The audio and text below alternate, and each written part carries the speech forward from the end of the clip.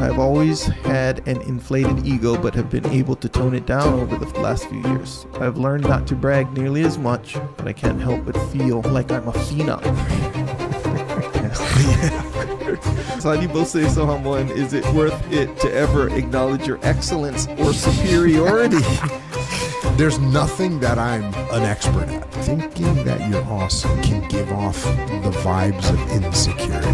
People that are truly kick-ass, they don't walk around like they're kick-ass, they just are. This is the Jocko Underground Podcast, number 168, sitting here with Echo Charles. Going to address some issues from the troopers out there in the world. What do we got? Let's go. First question, Jocko. Good evening. I'm 29 years old and work as a wildlife control operator. Last year, I was honored by our parent company having made to the top 2% of employees nationwide. Check. Paid trip to the Bahamas with ceremony and all. Yeah. Even got a +1. Okay. I'm also rather good at woodworking, lifting, hell yeah, running, hunting, shooting, archery, fishing, and guitar, among other things, and to varying degrees. I also just recently started training jiu-jitsu, and I'm a proud Jocko white belt. Good so. Hell yeah. Jocko, you are a retired SEAL Lieutenant Commander, third degree black belt, probably more than that, right? Technically, you don't go by degrees. Okay, all right. We'll say black belt in jiu-jitsu, an extremely successful entrepreneur, world-renowned leader, fantastic podcast host, have a wonderful family, and even know your way around the Git box yourself. Echo, your jiu-jitsu black belt, maybe first degree now. We don't do degrees, as we said. Press record like no other. Thank you. Have incredible technological abilities. Also have a wonderful family. Have built friendships most of us can only dream of, and are absolute beasts. Okay. My point is, both of you, and I like to think myself as well, are way above average. I've always had an inflated ego, but have been able to tone it down over the last few years. I know there is someone out there who's better than me at every individual thing I do, but as a whole, I feel I'm rather hard to beat. I do acknowledge that some individuals like yourselves, at least in my eyes, are better and more successful, but I've always wondered how exactly you both can be so humble. I've learned not to brag nearly as much, and even downplay my own strengths, but I can't help but feel like I'm a phenom. My question is this: how do you both say so humble, and is it worth it to ever acknowledge your excellence or superiority? Thank you both for everything. Is this a troll question? Well, go ahead. Continue. Sorry. Okay. Before I read this last word, I kind of respect the delivery because it's honest, you know, you know how you have thoughts in your head sometimes, and then I don't know, maybe I'm alone on this one, but I have no thoughts in my head. You have thoughts in your head sometimes, and then you say it out loud, and you're like, bro, that didn't sound right, and then you try to say it correctly, and you're like, wait, no, that's literally what I meant. It just sounds bad coming out, so I'm glad I said it. It's like you got to send these thoughts out to the world and see what comes back. You see what I'm saying? Okay. Otherwise, you don't realize how crazy it sounds. I'm not saying that this sounds crazy, but I'm just saying, put it this way. It seems like him writing this and how it's landing on us are two different things, we'll say. Yeah, that's what it seems like right now. Okay. Thank you both for everything. I know there are many people who directly make my success a possibility, including yourselves. I would not be where I am without my parents, family, and this podcast. Keep getting after it. I hope to meet and hopefully roll with you gents one day. Yeah, you know what's weird too is just in the same vein as, you know, you saying like, oh, I say something, it doesn't quite sound. A lot of times people will literally be asking me a question, and by the time they're done asking me the question, they're like, oh, I already know the answer. Oh, yeah, I should do this. Yeah, me. Yeah. All day. Yeah. So verbalizing something sometimes provides clarity in your own mind. Writing something definitely will provide clarity in your own mind. Although I would say, you have to write it, but I think you actually have to say it. Like the way it sounds going into your ears is different than the way it is on paper. Yeah. Which I've never noted that until right now. The closest I've come to noting that is I've said before that I've read books in preparation for the podcast, and been like, oh yeah, this is a cool, like solid, this is an emotional part of the book. But, I wasn't like moved by it. And then reading it aloud and hearing it, been like very caught up in the emotions and the power of whatever I'm reading.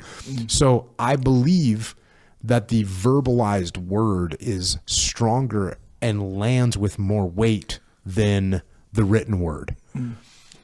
So with that in mind, hopefully us reading this out loud, you're like, ooh, that does sound a little bit like egotistical, right? Yeah. Which he shouldn't be surprised by that, because he says, I've always had an inflated ego. And by the way, at the end, he says, thank you both for everything. I know there's many people who, oh, did you read that part? Yeah. Okay. Sorry.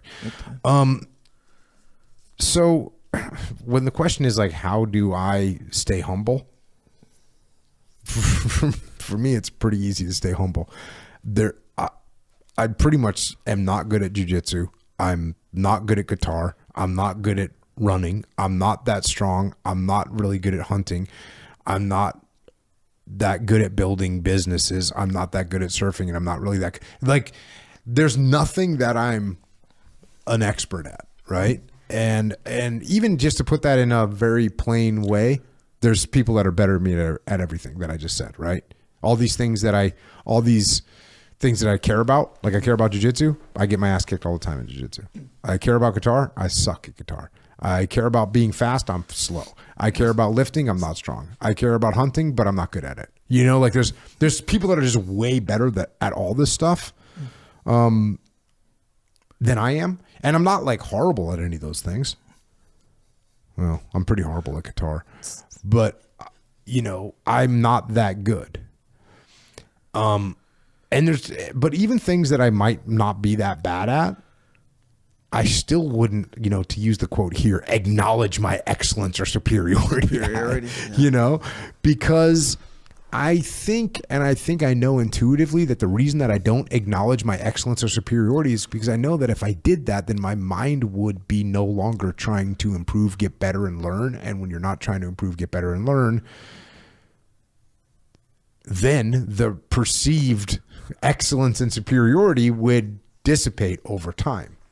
So the minute that you say, oh yeah, I'm kind of the man at whatever the thing is, like if you think you're the man at jiu-jitsu, you stop training. If you think you're the man at guitar, you stop playing. Like if you think you're really good at something, you don't need to work as hard. And when you're not working as hard, then you're on the decline. So like this guy, it sounds like he's an awesome dude. Like sounds like he's kicking ass.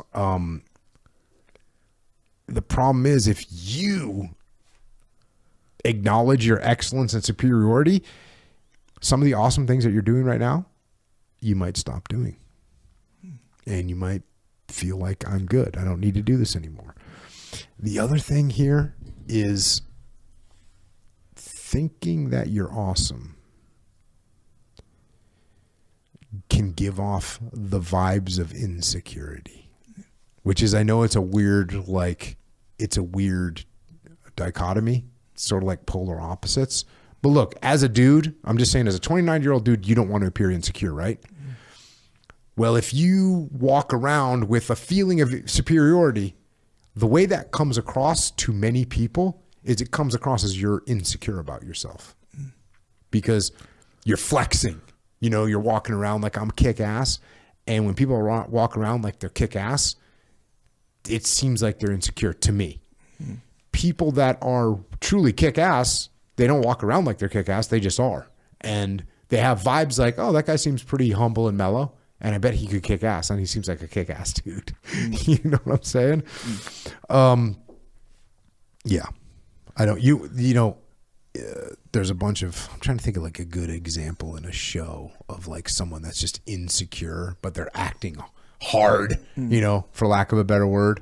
It's kind of, it's the old tough guy, right? Somebody that's acting like a tough guy. Right. And whether it's they're acting like a tough guy, whether it's they're acting like a rich guy, whether it's they're acting like a strong guy, or whatever the case may be, it's like, if you have to, the person that's like showing you their like putting their Mercedes key on the desk, and or whatever, like the what, you know, like these little subtle flexes with the expensive thing or whatever. And it's like, you got to be, this dude seems a little bit insecure to me, you know. And some people like are legit. That's just how they are. And you can see that too. When someone's like, dude, this dude's just a rich person, or this person's just a badass. Like, and they walk around like a badass because they are. Like, there's a few people, like the highest level of these various categories. Like, okay. You know? Like, okay. Like, if you see Gordon Ryan walking around at a jiu-jitsu tournament, like he's really good at jiu-jitsu, you're kind of like, yeah, cool. You know what I mean? Like, he's really good at jiu-jitsu. Yeah. If you walk around and you go to, you know, any type of scenario where there's a skill and you see the person that is the apex of that skill, you can walk around like you the apex of that skill, like, because you are. And you don't get the insecure vibes from people that are truly badass at something. You just get the vibes like, oh yeah, but that's like the apex of whatever that specific category is. You know, like, and then some people that are super chill, even though they're the apex, like Alex Honnold. But this guy is the apex best rock climber of all time. And dude, that guy's so chill, and you think even more of him because you're like, dude, this guy's the best at this thing.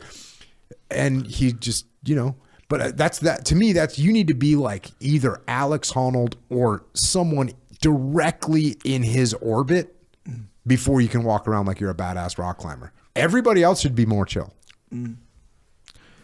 Or you got to be Gordon Ryan or someone directly in that orbit. Yeah. Or you got to be Michael Jordan or someone directly in that orbit before you walk around with that attitude, in my opinion. And that's only when you're walking around the basketball court.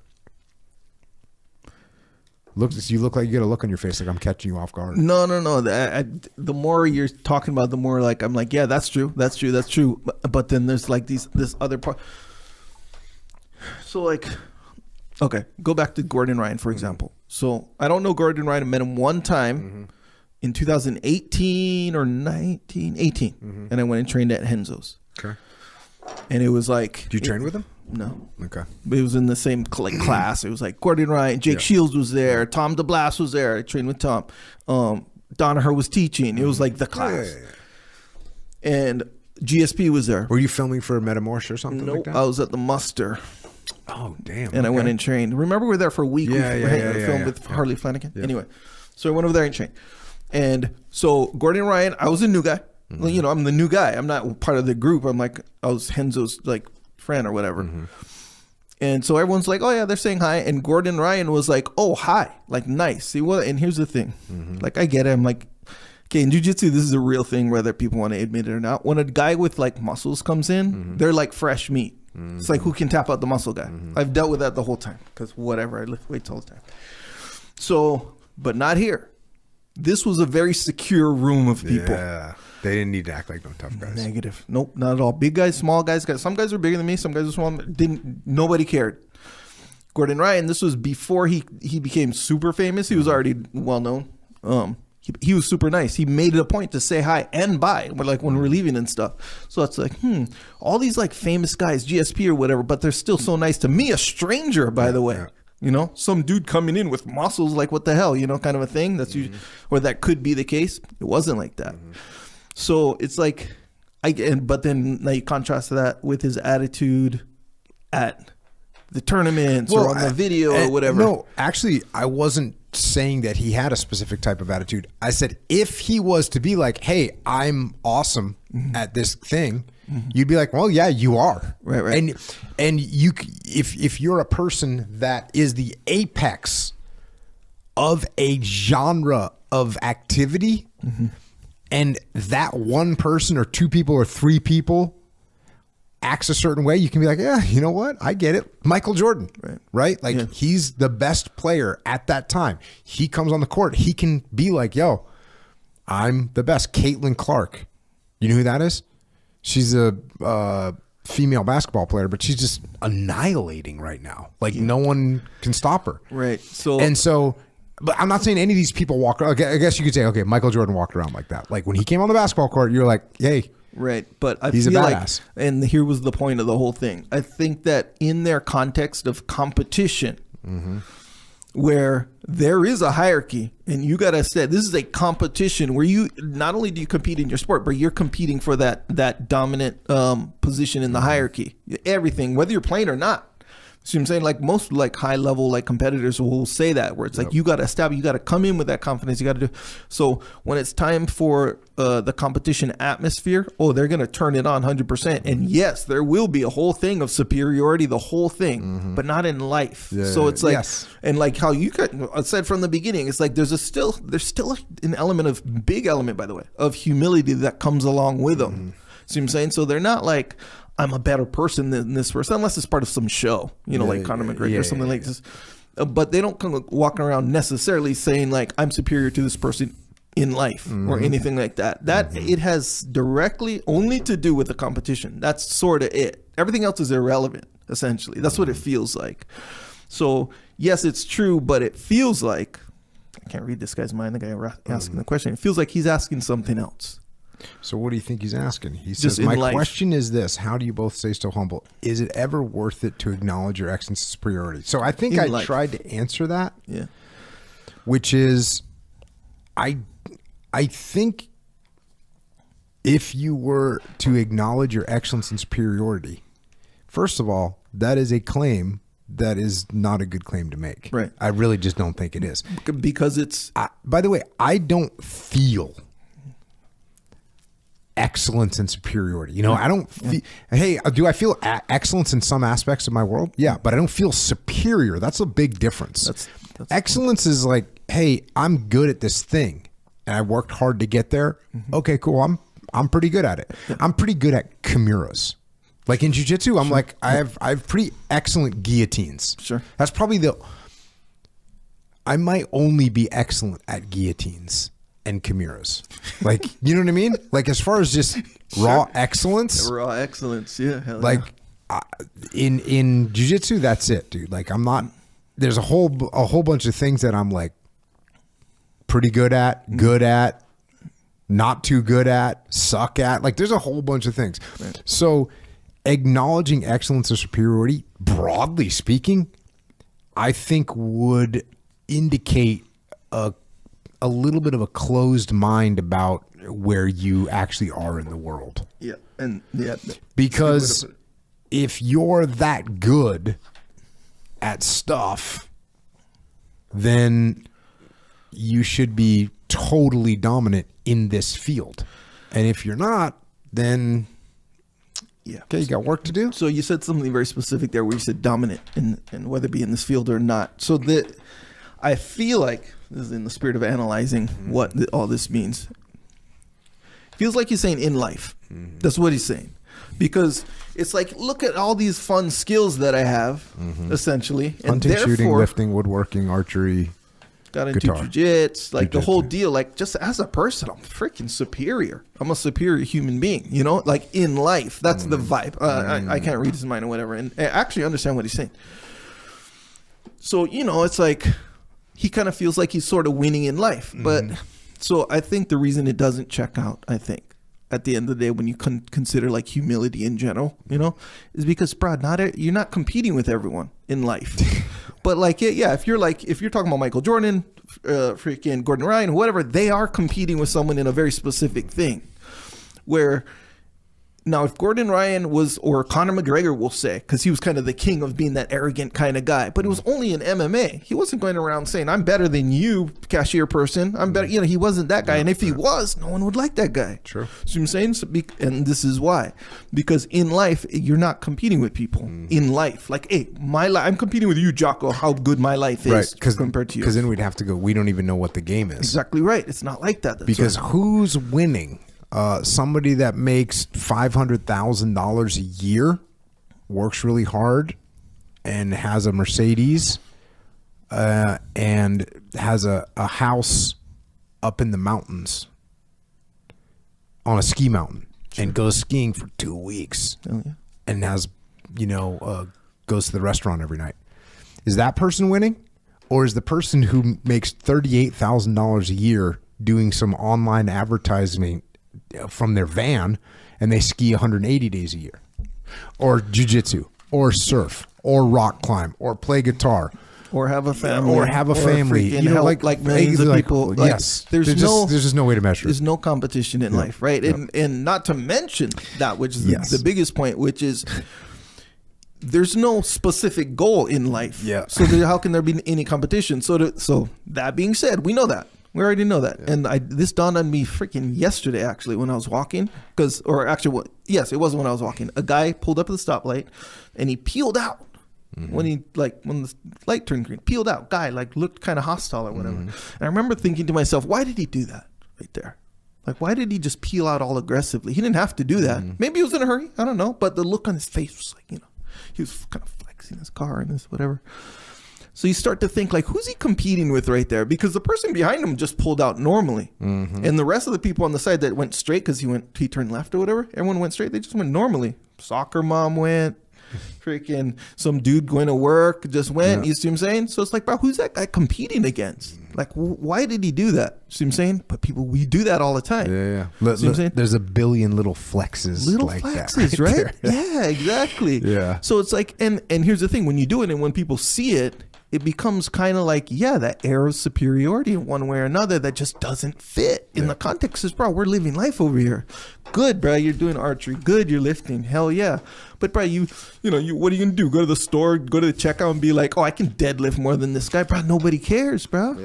Yeah, I remember we used to talk about ecosystems a lot and how, when you're in some ecosystem, like, you can win in that ecosystem and you go one millimeter outside that ecosystem and literally no one gives a shit. Yeah. You're good at archery? Cool.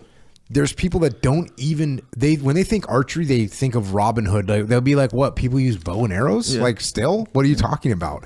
Or fishing, or hunting, or lifting, or guitar. They're like, "Why would you get a guitar? You can get AI make whatever." Like, these are just things that people just don't even care about. Irrelevant. Or they're like, "Hey, I can play freaking Eruption by Eddie Van Halen," right? Hell yeah. I can play Eruption. And people are like, I don't know what that song is. And it can't be that hard. You know what I mean? Can you play Eruption? Hell no. You see what I'm saying, though? Yeah, it's like you go outside the ecosystem. So feeling excellence and superiority is a waste. It really is. Be happy that you have the capability to learn new stuff. Because there's someone, like, if I was to tell you, like, hey, if this thing said, hey, listen, I'm also rather good at badminton, cribbage, knitting, and give me something other. I don't know, freaking golf. And golf, right? And this dude's like, I'm also good at cribbage. And people are like, bro, when you say you're good at lifting, there's some people you might as well be saying cribbage. That's how cool they think it is. Yeah. There's people that do not think being able to lift heavy weights is cool at all. Yeah. At all. Yeah, kind of dumb, actually. Yeah, they're like, wow, what are you doing? Like, that's dumb. You're fat. Yeah. You know? No, those are muscles. Well, it just looks like you're bigger than a normal person, so you're fat. Yeah, just like whatever. So whatever ecosystems you're in, cool, man. Enjoy them, have fun, but don't let the skill in woodworking slip into your superior in life. Yeah. Because that's a bad way to go through life, man. Yeah. That will seep out in your interactions with people. The air of superiority will seep out when you interact with other people. And there's no one that's like thinks that's cool. No, I shouldn't say there's no one, but there's a small percentage of people that will be like impressed by that. But most people they'll just be turned off by it. And they'll be like, oh, yeah, Fred was cool. He thinks he's really cool. Fred's cool. Just ask him. Yeah. There's an expression that in Hawaii when we were kids, mostly girls would say it, and it's nails. They call it nails. Bro, that guy's nails. So the girls would say that mostly about guys, and it's when the guy thinks that they're really cool and like so awesome or whatever, but they're really like almost like unilateral, like universally not cool. Mm-hmm. You know, like that. You know, like a guy who like, Yeah, they just think they're cool. But they're like, everyone thinks they're completely not cool. Has achieved nothing, not good at anything, but for some reason thinks they're cool. They call it nails, right? And I didn't really grasp what they meant, but I'm like, oh, okay, that's a good way to describe it, because I guess it's like a takeoff of nails on the chalkboard. They're just irritating, like just being around them are irritating because they think they're better, but they're so not. Like no one thinks that you're superior. This person is superior. You see what I'm saying? Yep. Even though they do. So I think when you start to think about that, like, oh, bro, you don't want to be nails, bro. Bro, you better freaking not be nails. Be humble, dude. That's what we got.